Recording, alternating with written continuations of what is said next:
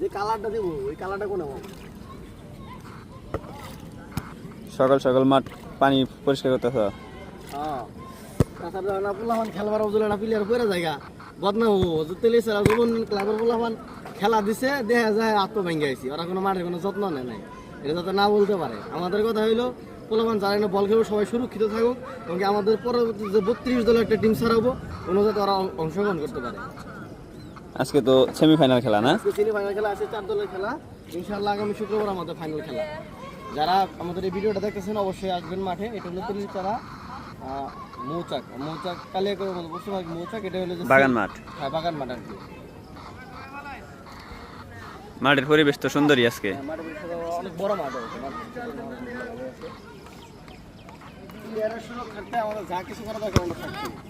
পানি হিসা লাগে আর মাটি কাটা লাগে সব করে ইনশাআল্লাহ।